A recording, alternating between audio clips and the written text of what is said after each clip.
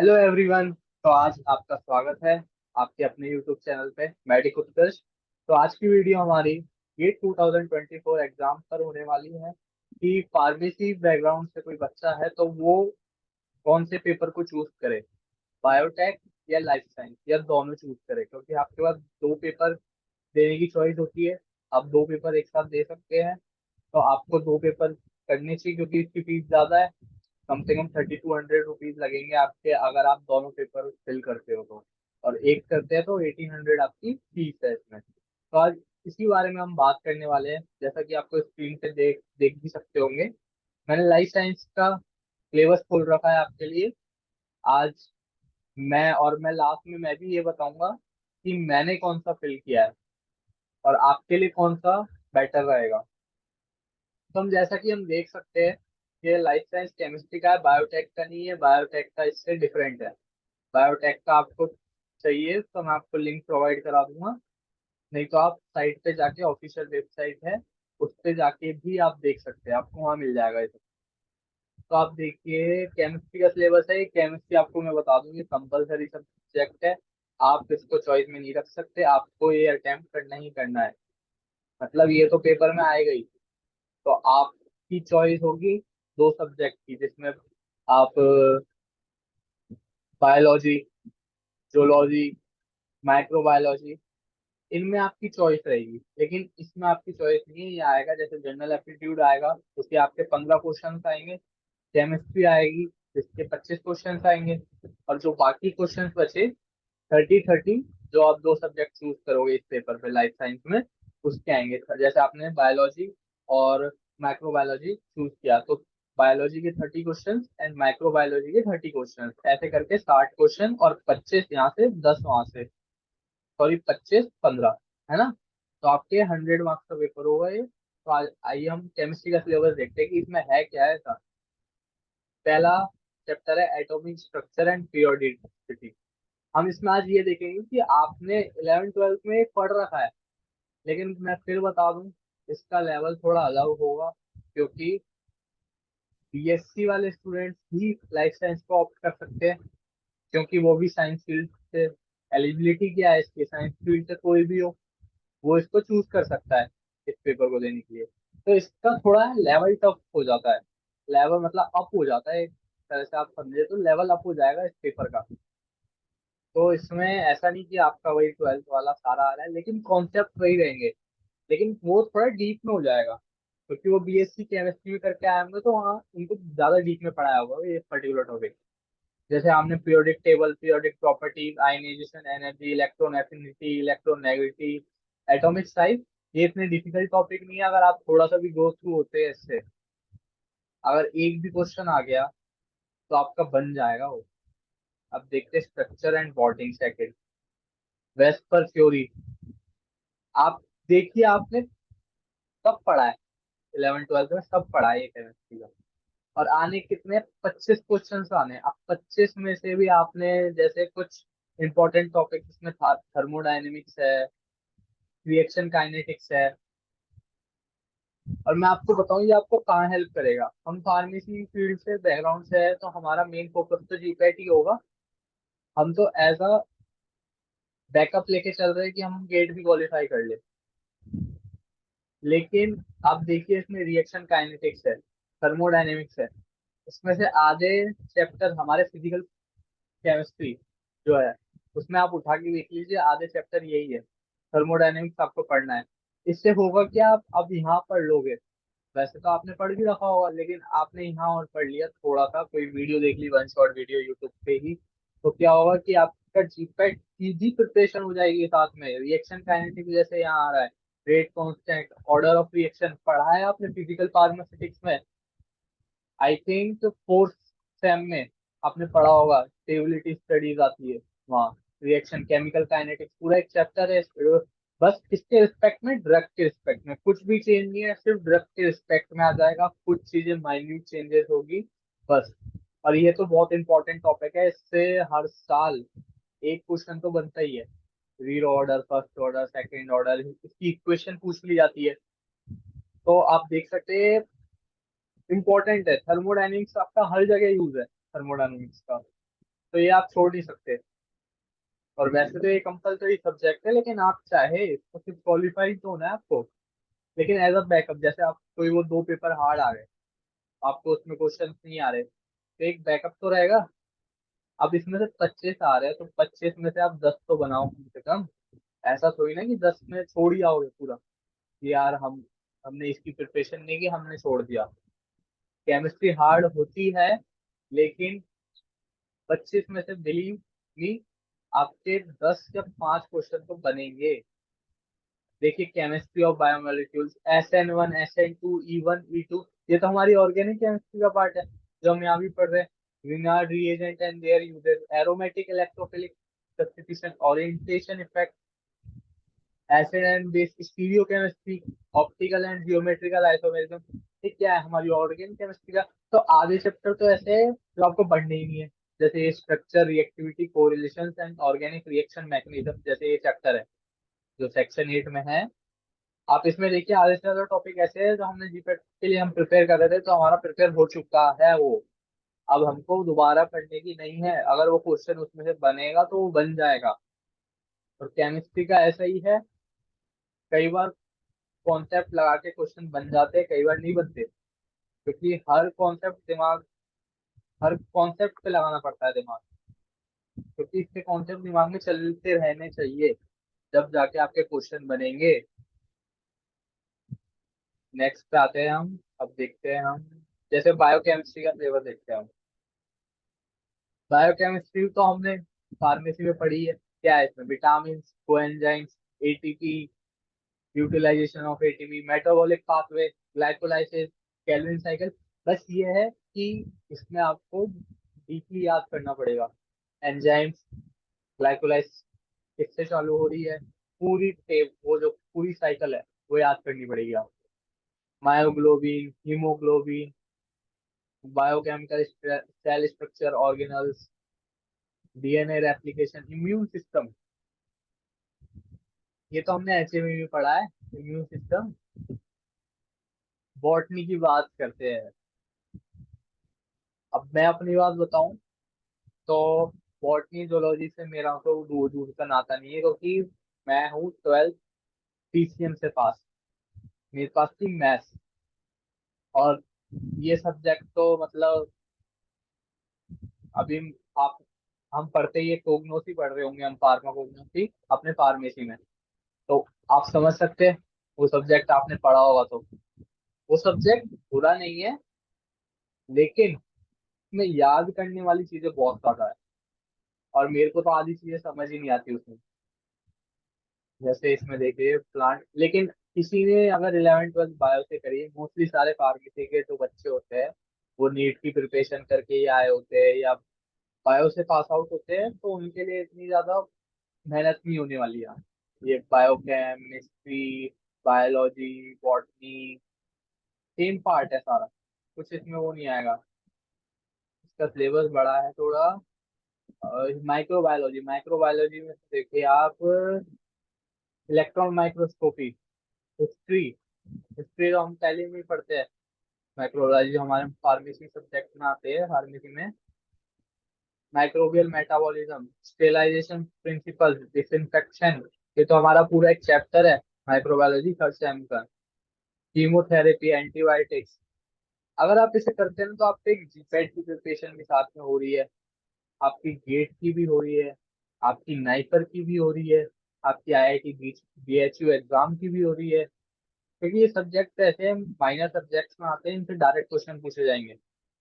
आपकी अगर जीपैट की बात करें तो डायरेक्ट क्वेश्चन पूछे जाएंगे, लाइन टू लाइन पूछे जाएंगे। तो ये तो ऐसे सब्जेक्ट आपको छोड़ने ही नहीं है, ये तो फ्री के नंबर है, ये तो आपको लेने ही लेने हैं। जैसा हम आते हैं अब जूलॉजी की बात करते हैं, एनिमल डायवर्सिटी, इवोल्यूशन, जेनेटिक। ये बच्चों को बहुत इजी सब्जेक्ट लगता है एज कम्पेयर टू, ज्यादातर मोस्टली यही चलते हैं। Cell biology, animal anatomy and physiology. आपको इसका एक बार सिलेबस देखना है, सब्जेक्ट चूज करने से पहले आपको सिलेबस देखना है, और उसमें से पॉइंट आउट करनी है चीजें कि इस सब पर्टिकुलर सब्जेक्ट में ये चीजें हैं, इनको मैं वापस पढ़ूंगा या मैंने ये पढ़ रखी है, तो मैं इसको क्लियर कर सकता हूँ आराम से। आपको ये नहीं कि आपने मन में सोच लिया कि वो इजी है, बायोकेमिस्ट्री इजी है तो बायोकेमिस्ट्री कर लेता हूँ। ये ये फूड टेक्नोलॉजी सब्जेक्ट हुआ, कोई नहीं सुनता, हमारे फार्मेसी से कोई नहीं सुनता इसे। लेकिन देखा जाए इसमें ज्यादा चीजें है नहीं कोई, लेकिन हमारे लिए बिल्कुल नहीं पड़ जाती है ये चीज फूड टेक्नोलॉजी, तो हम क्या करते हैं, इसको तो स्किप ही करेंगे हम। Carbohydrate, characteristics of micro organism, processing principles, food engineering, ये हो गया आपका सिलेबस खत्म। तो अब मैं बताता हूँ अपनी पर्सनल एडवाइस, मेरी क्या एडवाइस होगी आपको। आपको पहले तो सिलेबस देखना है। जैसे बताते कि लाइफ साइंस की कुछ लिमिटेशन आ जाती है। अगर आपको पर्टिकुलर एम टेक फील्ड में जाना है, आपको मास्टर्स नहीं करनी, आपको फार्मेसी में नहीं रहना, आपको फार्मेसी फील्ड से ही मतलब एम टेक करना है, चाहे वो बायोमेडिकल इंजीनियरिंग हुई, बायोकेमिकल इंजीनियरिंग हुई, चाहे आपको बायोटेक्नोलॉजी करनी है, कहाँ से, आईआईटी से करनी है, तो सबसे पहले आपकी रैंक अच्छी होनी चाहिए। फिर आपको ये सोच के नहीं चलना कि मेरे को क्वालिफाई होना है, मेरे को नंबर लाने हैं इसमें। और इसमें नंबर लाना इतना हार्ड नहीं है जितना CSIR नेट में होता है। उसके क्वेश्चंस का लेवल और इसके क्वेश्चंस का लेवल अलग होता है। और लाइफ साइंस सबकी प्रेफरेंस होती है सबसे पहले, क्योंकि मोस्ट ऑफ दी बच्चे इसमें ही बैठते हैं, जो इंजीनियरिंग बैकग्राउंड से नहीं है वो सारे इसी में आते हैं, क्योंकि बाकी में इंजीनियरिंग के क्वेश्चन आते हैं। अब बात रही मैंने क्या चूज किया, मैंने चूज किया है लाइफ साइंस ही, मैंने बायोटेक चूज नहीं करी।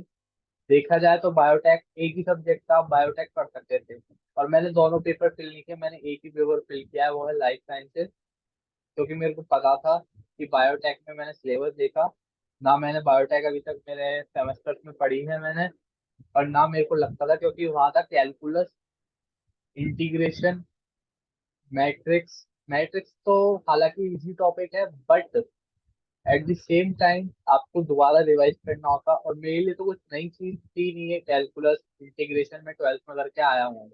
लेकिन मेरे को वापस खोल के देखनी पड़ती सारी चीजें, इसलिए मैंने बायोटेक नहीं चुनी। ऊपर से उसमें केमिस्ट्री का पार्ट नहीं है, बायोकेमिस्ट्री का पार्ट है उसमें बल्कि। लेकिन मेरे को लगा कि मैं लाइफ साइंस में ज्यादा बेटर कर सकता हूँ एज कम्पेयर टू बायोटेक।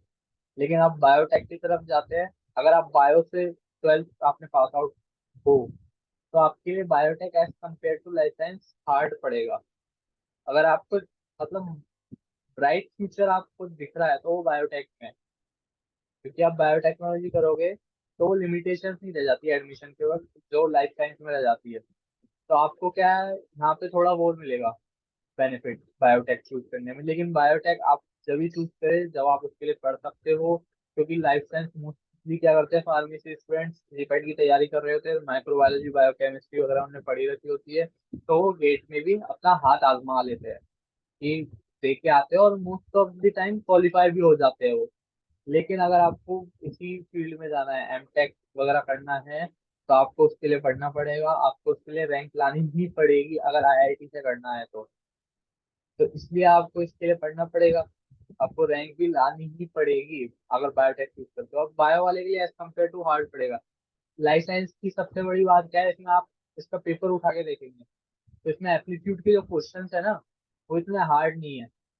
आपने अगर 5 साल के पेपर भी सॉल्व करे होंगे ना, तो आप एप्टीट्यूड के लाइक 15 क्वेश्चन है, तो आप 5 से 6 क्वेश्चन तो आराम से बन जाएंगे आपके। जनरल इंग्लिश पूछते हैं कि फिल इन द ब्लैंक में क्या आएगा, और आप दो ऑप्शन तो आराम से चूज कर सकते हो, तीन दो ऑप्शन में कोई आंसर है, तो आप उसको देखिए ना। एप्लीट्यूड 15 क्वेश्चन आ रहे, 15 क्वेश्चन आ रहे, 15 क्वेश्चन में से 10 मिल गए तो कितना अच्छा हो जाएगा, 10 तो यहाँ से आ गए, कितने जो थे 35 मान के चलो, 33, 2023 की कट ऑफ थी, 35 मान के चलो अब की बार होगी, तो 35 पे जर्नल की बात कर रहा हूँ मैं, तो 35 मान के चलो, तो 10 तो यहीं से आ गए। और वो 60 क्वेश्चन आएंगे जो आपने बायो के हैं, जो माइक्रोबायोलॉजी ये चूज किया है, वो 60 में से 30 क्वेश्चन तो बन सकते हैं आपके। 30 में जो 25 क्वेश्चन बन सकते हैं, 25 और 10, 35 तो यही हो गए। और कुछ तो केमिस्ट्री के भी बनेंगे, मान के चलिए 25 में से 5 क्वेश्चन केमिस्ट्री के बन गए, तो 40 हो गए। और बिलीव मी 40 में आपकी रैंक बहुत ज्यादा खुश हो जाएगी, क्योंकि most of the border line पे ही होते हैं क्वालिफाई ज्यादातर सारे स्टूडेंट। तो मेरा सजेशन यही रहेगा कि आप लाइफ साइंस ही चुने। अगर आप फार्मेसी फील्ड से आ रहे हैं, आप भी फार्मेसी, आप बीपेट की प्रिपरेशन कर रहे हैं मेन की तो, लेकिन आप सोच रहे हैं कि गेट ही दिया जाए, तो आप लाइफ साइंस चुने, क्योंकि में कोई चीज आपको ज्यादा नई नहीं दिखेगी। और प्लस हो सकता है कि आप पेपर देने बैठे, चाहे आपने प्रिपरेशन ना करी हो, तो बाय लक आप क्वालिफाई हो जाए, क्योंकि आपका, आप पढ़ते हो ना, तो आपका एप्टीट्यूड भी बेटर होता जाता है। आप है ना, कुछ भी पढ़ते हो और आपने थोड़ा सा भी उसके बारे में सुना हुआ, वो आपके सबकॉन्शियस माइंड में रह गया, तो आराम से आप चार ऑप्शन में से दो ऑप्शन तो आराम से चूज कर सकते हो कि ये ही दो ऑप्शन में से होगा, और वो फिर 50-50 हो जाता है। फिर वहां आपका लक चलता है। अगर आपने थोड़ा सा उसके बारे में सुना, आप रिकॉल कर पा रहे हो, तो आप सही ऑप्शन चूज कर लोगे, लेकिन वहां आपका लक भी मैटर करता है। ये मैंने खुद ने फील किया है कि आपने नहीं पढ़ा हो, फिर भी आपकी जो प्रोबेबिलिटी होती है सही होने की, वो धीरे धीरे बढ़ती जाती है। जैसे जैसे आप पढ़ते जाते हैं, जैसे जैसे सिलेबस कवर होता जाता है, आपको पता चलता है कि आप वो चार ऑप्शन में से आराम से दो एलिमिनेट कर पा रहे हो अब। और आपको पता है कि इन दो में से सही होगा, और मोस्ट ऑफ द टाइम सही हो भी जाता है, लेकिन गलत भी हो जाता है। लेकिन आपको ये रहता है कि मुझे पता था इन दोनों में से ही होगा, तो दूसरा वाला आया, तो आपको अगली बार आएगा तो आप नहीं भूलोगे कि मेरे को चूज क्या करना था। तो एट लास्ट मेरी एडवाइस यही रहेगी कि आप लाइफ साइंस ही चूज करें। और आप चाहे तो दोनों पेपर कर सकते हैं, लेकिन वो तो ऐसा हो गया ना कि आप मतलब आप ट्राई कर रहे हो कि इसके लिए भी नहीं पढ़ रहे, तो आप एक चुनो ना पेपर, एक चुनो, उसमें अपना ध्यान दो। उसके 5 साल के पेपर सॉल्व करो, प्रीवियस ईयर के, उसको देखो अच्छे से, उसका सिलेबस क्या है, क्या क्या चीजें हैं जो मेरे जीपैट में भी आ रही है और गेट में भी आ रही है, तो उस टॉपिक को थोड़ा सा डीप में पढ़ लिया मैंने, थोड़ा सा बुक से गो थ्रू हो गया। जैसे बायोकेमिस्ट्री की अगर गेट के लिए प्रेफरेंस बुक की तो लैंगर आती है, लेकिन हम क्या पढ़ते हैं विभाग में, वो यू सत्यनारायण, तो वो बुक इतनी मोटी, आप पूरी थोड़ी ना पढ़ लोगे। लेकिन आप देखिए कौन से टॉपिक इंपॉर्टेंट है 5 साल के पेपर एनालाइज किए कि कौन से टॉपिक में से क्वेश्चन आ रहे हैं। जैसे ग्लाइकोलाइसिस है, ग्लाइकोलाइसिस से क्वेश्चन बन रहे हैं, हर बार बन रहे हैं। तो आपको ये देखना होगा, आपको ये पता लगाना होगा, जब जाके आप कहीं क्वालिफाई होगे, जब जाके आपकी कहीं रैंक आएगी। नहीं तो आपको सिर्फ क्वालिफाई होना है, तो आप जीपैट की जो प्रिपरेशन कर रहे हैं वो मोर देन इनफ है। बस उसको एक बार इसमें से गो थ्रू हो जाइए कि बुक में से मैं पढ़ लूँ थोड़ा बहुत, तो इससे ये होगा कि आपके पास बैकअप रहेगा कि आपने बुक में से पढ़ा था, तो कहीं बुक में से आ गया कुछ ना कुछ। क्योंकि ये स्टैंडर्ड बुक्स होती ही इसलिए है, भले ही गेट वाले से प्रेफर ना कर रहे हो, और किसे क्या पता है गेट वाले कौन सी बुक प्रेफर कर रहे हैं, लेकिन आपको, आपने पढ़ना है, आपको क्वालिफाई होना है, तो आपको मेहनत करनी ही पड़ेगी। आप सोचे, आप अगर ब्रिलियंट स्टूडेंट है, तो आपने जीपैट किया, अगर जीपैट की अच्छे से प्रिपरेशन कर रहे हो तो हो जाएगा क्वालिफाई। ऐसी कोई टेंशन लेने की नीड नहीं है, हो जाएगा आपका क्वालिफाई। तो एट लास्ट मेरा सजेशन तो यही रहेगा कि आप लाइफ साइंस पढ़िए। अब दोनों पेपर का फॉर्म मत भरिए, आप एक ही को चूज करें, या तो बायोटेक या लाइफ साइंस। आपको लगता है, आप सिलेबस देखिए पहले, आपको लगता है कि मैं बायोटेक में अच्छा कर सकता हूँ, आपको लगता है मैं लाइफ साइंस में अच्छा कर सकता हूँ, तो आप एक ही पेपर चूज करिए। आप दोनों पेपर में चूज करके दोनों पेपर में तुक्के लगाने जाओगे तो उससे कोई फायदा नहीं होगा। आप हो भी जाओ, बाय लक क्वालिफाई हो जाओ, लेकिन क्वालिफाई रह के थोड़ी ना रहना है अपन को। थोड़ा सा तो, अगर 35 कट ऑफ है, तो 37-38 नंबर तो आने चाहिए, जिससे कल को कोई कह ना सके कि हमने तो सिर्फ क्वालिफाई किया है, पॉइंटों से क्वालिफाई हुए, पॉइंट में अंतर आ जाता थोड़ा सा, तो हम तो डिस्क्वालीफाई हो जाते, हम तो क्वालिफाई नहीं कर पाते ना। तो एट लास्ट मेरा यही सजेशन है कि आप एक पेपर चूज करें, और मेरा पर्सनली यही रहेगा कि आप लाइफ साइंस चूज करें, क्योंकि मैंने भी लाइफ साइंस साइंस ही चूज करा है। आपके यूट्यूब पे बहुत सारी अवेलेबल वीडियोस है, आप कमेंट बॉक्स में कमेंट डालेंगे तो मैं उसकी प्लेलिस्ट भी प्रोवाइड करा दूंगा, जिसमें टीचर्स पढ़ा रहे हैं और अच्छा पढ़ा रहे हैं। तो Thank you everyone for watching this video. And if you like this video, please subscribe to my channel. I will bring more videos regarding this. Thank you.